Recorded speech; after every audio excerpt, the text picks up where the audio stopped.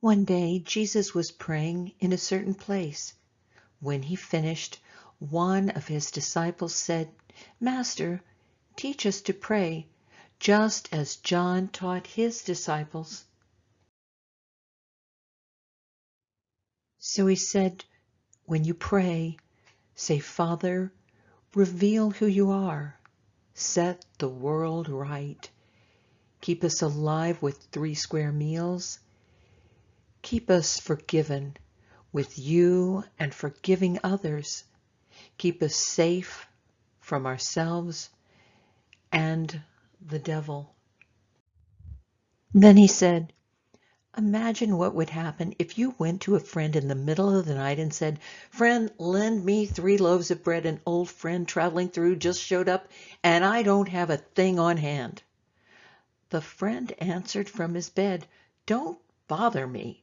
The door is locked. My children are all down for the night. I can't get up and give you anything." But let me tell you, even if he won't get up because he's a friend, if you stand your ground, knocking and waking all the neighbors, he'll finally get up and give you whatever you need. Here's what I'm saying. Ask and you'll get. Seek and you'll find.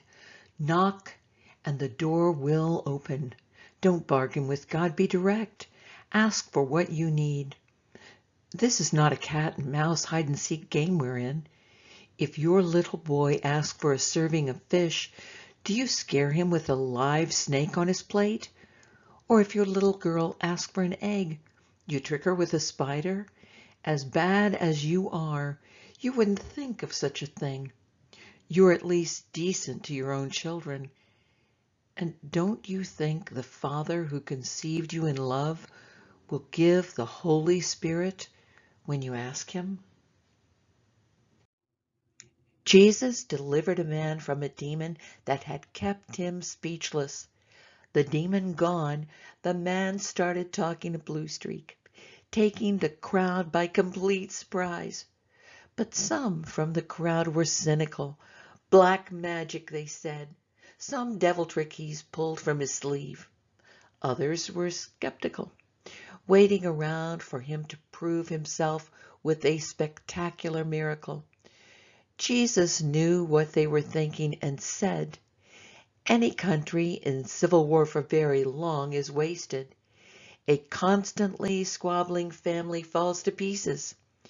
If Satan cancels Satan, is there any Satan left? You accuse me of ganging up with the devil, the prince of demons, to cast out demons. But if you're slinging devil mud at me, calling me a devil who kicks out devils, doesn't the same mud stick on your own exorcist? But if it's God's finger I'm pointing that sends the demons on their way, then God's kingdom is here for sure. When a strong man, armed to the teeth, stands guard in his front yard, his property is safe and sound. But what if a stronger man comes along with superior weapons? Then he's beaten at his own game. The arsenal that gave him such confidence hauled off, and his precious possessions plundered. This is war, and there's no neutral ground. If you're not on my side, you're the enemy. If you're not helping, you're making things worse. When a corrupting spirit is expelled from someone, it drifts along through the desert looking for an oasis, some unsuspecting soul it can bedevil.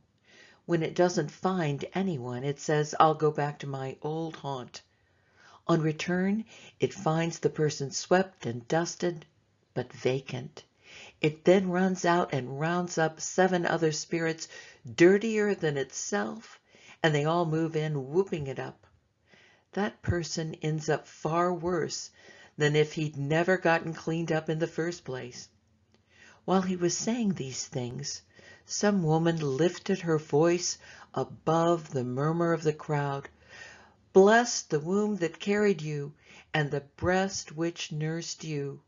Jesus commented, even more blessed are those who hear God's words and guard it with their lives.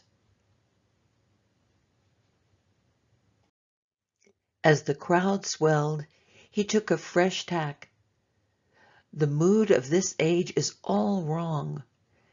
Everybody's looking for proof, but you're looking for the wrong kind.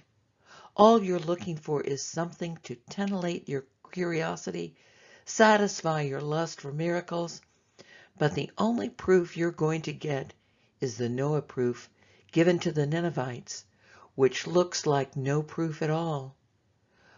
What Noah was to Nineveh, the Son of Man is to this age. On Judgment Day, the Ninevites will stand up and give evidence that will condemn this generation, because when Jonah preached to them, they changed their lives. A far greater preacher than Jonah is here, and you squabble about proofs. On Judgment Day, the Queen of Sheba will come forward and bring evidence that condemns this generation, because she traveled from a far corner of the earth to listen to wise Solomon.